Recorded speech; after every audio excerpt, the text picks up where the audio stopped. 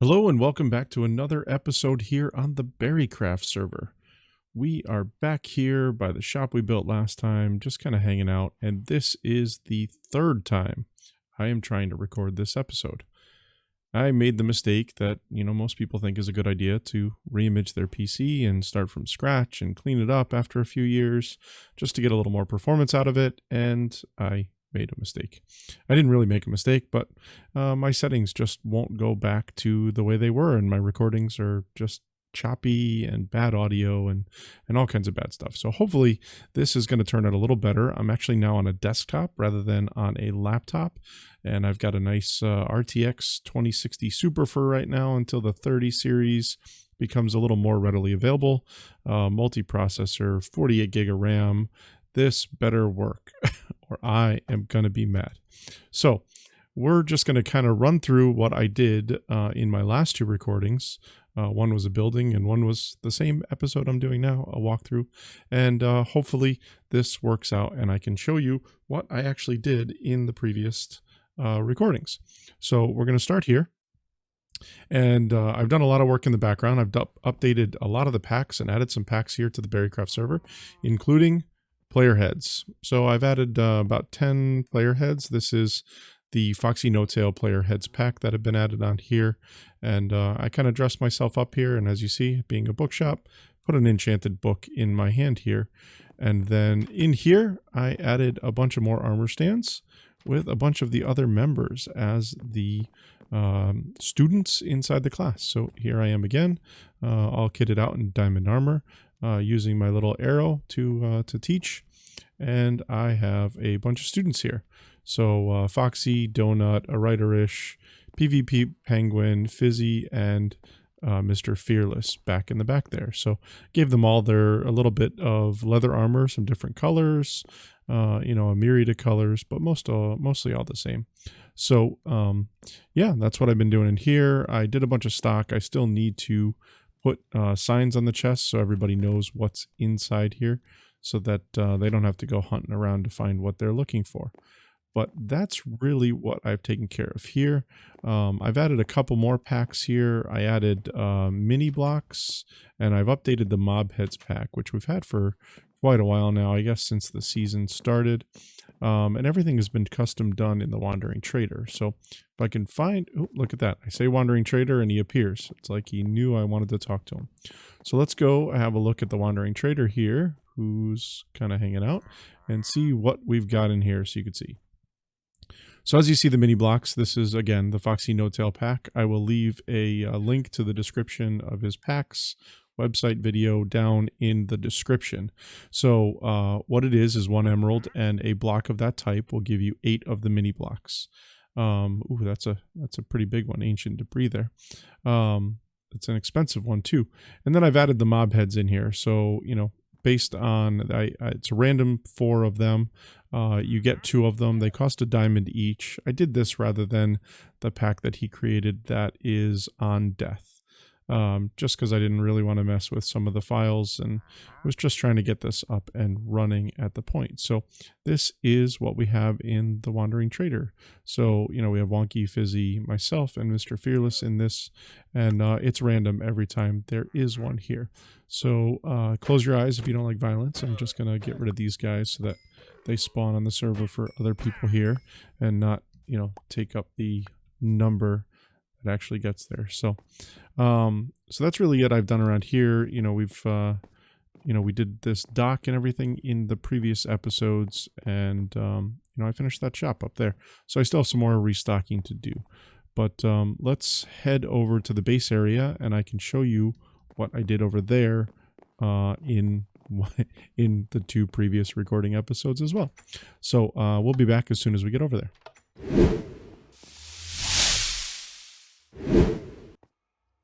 So here we are back, starting where the ravine is and getting back into our tunnels. And these all definitely need to get finished relatively soon. So I've been doing a bunch of work around here as well, and adding in this little unit right here. So this is a great little invention, and very well designed. This was done by Madrigar. We actually have 2 Madrigar builds here that I'm going to go over, and in the top corner I will link to the videos on these. So this is Madrigar's XP bank, and it takes some priming. It takes 32 stacks of whether it's redstone, iron, gold. I use the 3 of those to kind of build up the XP in there. When they're all smelted, you then take the items out and put some blockers in here. So this is stuff that would never go through the furnace, never get smelted. So I use some nether wart blocks here, and then not in there, I want to go in the hopper. Show me the hopper. Thank you.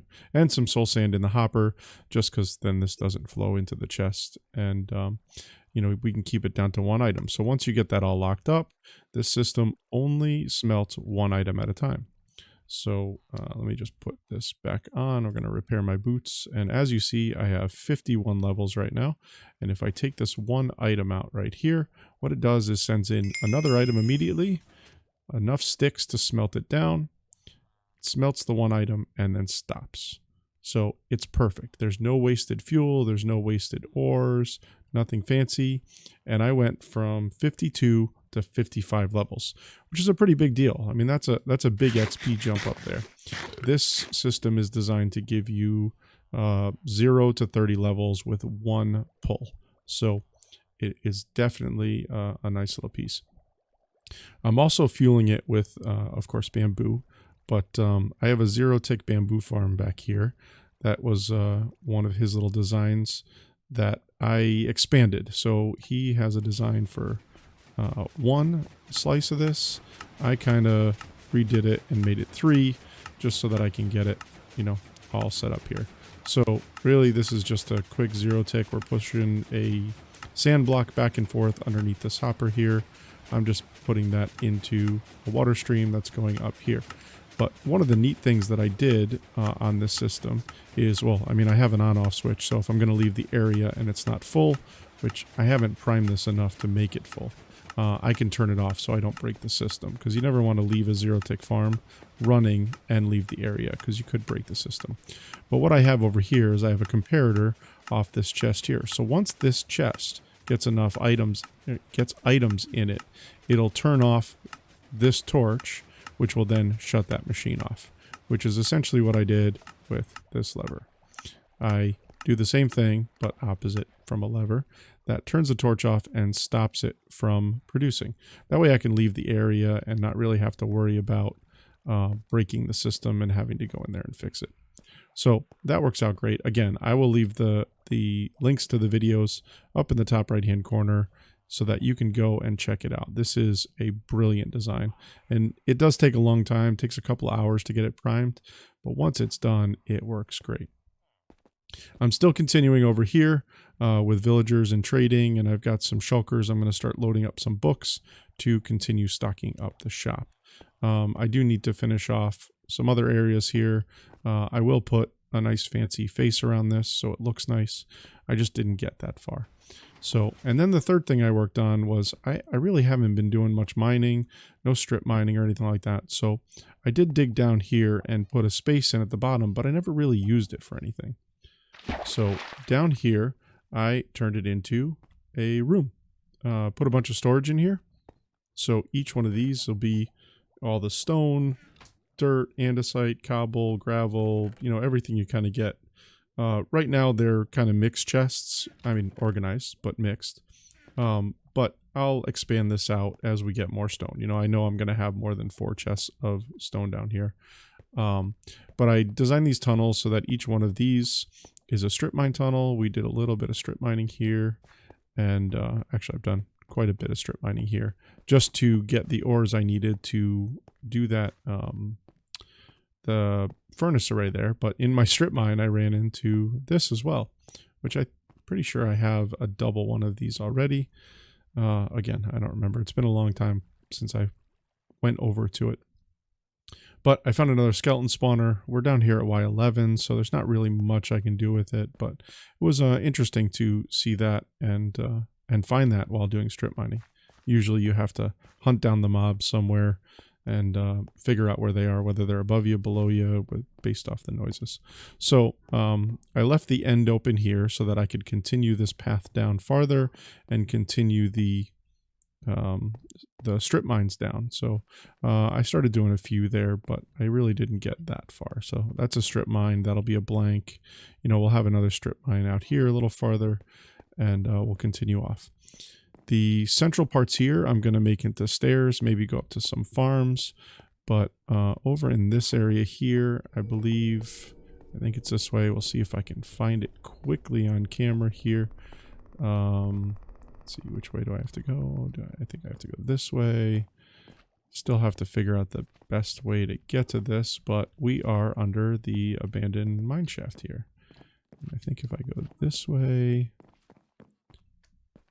should have coordinates so I know where I'm going, but nope, not that way. Let's just wander around here until I find it. I know it's around here somewhere. Let's see. This way? This way? I just wander around, you know.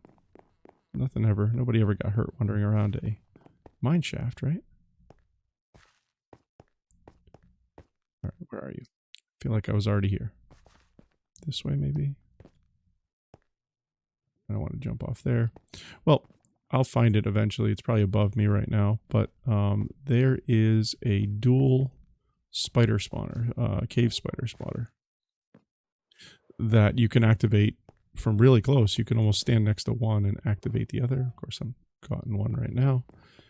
And I'm going to set that up as a string farm, you know, spider eyes, so I can do some more collecting and curing of the villagers, because I have... Oh, here it is. It's up here. I think I found it. Oh, no.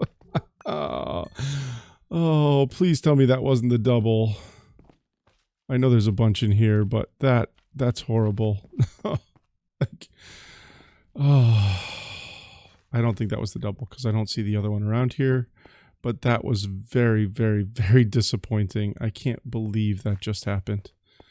And I caught it on camera, which makes it even better.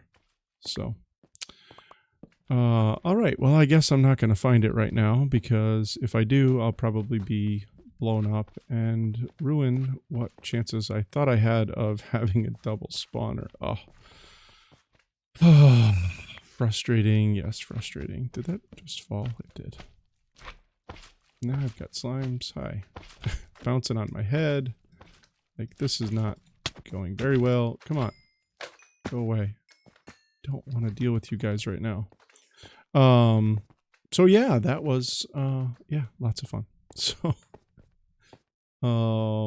yeah, we don't like when that happens. And so I do have two over here, but I'm really struggling to find them right now and very frustrated from that little explosion right there. So remember when I said nobody ever gets hurt wandering around a mine? Yeah, that hurt. That hurt a lot. So just like to find my way back to where I was. And now I'm lost. Awesome. Well, instead of watching me wander all around here, once I get back to where I belong, and maybe if I find that spawner, I will be back with you in just a few minutes. I'm going to go cry as I make my lunch, and then I'll be back.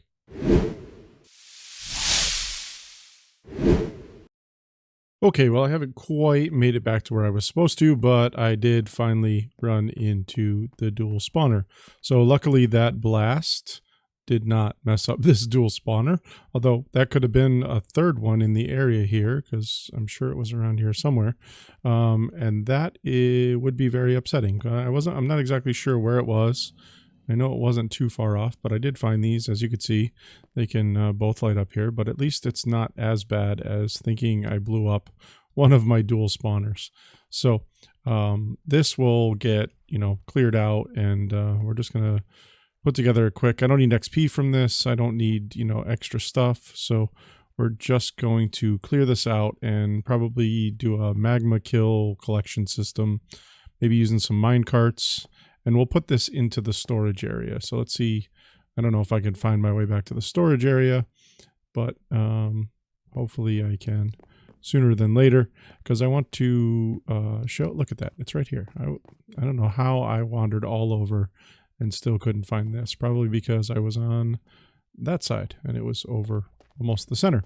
So let me get back down here. One thing I didn't really point out is that actually on the floor of this, I did a giant stone pickaxe design. I think it came out pretty nice. Used the black stone around the edges here, some andesite, some smooth stone slabs, and it's all slabbed out, so nothing will really spawn here. But yeah, I thought that was a nice little touch on the flooring here. And maybe as we go further down, maybe I'll make it go the other way or turn it around or something like that. Maybe add some different designs in here. So I think right here, I am going to cut the video at an end. Like I said, I've recorded this episode this is the third time already, and I'm done with this episode. I want to move on. So this may be a little shorter than my normal episodes, and we'll get back to the regular length episodes right after this, as long as this works. So with that being said, thank you for taking the time to watch this video. If you liked it, hit that thumbs up button, the like button, consider subscribing, and have yourself a very amazing day.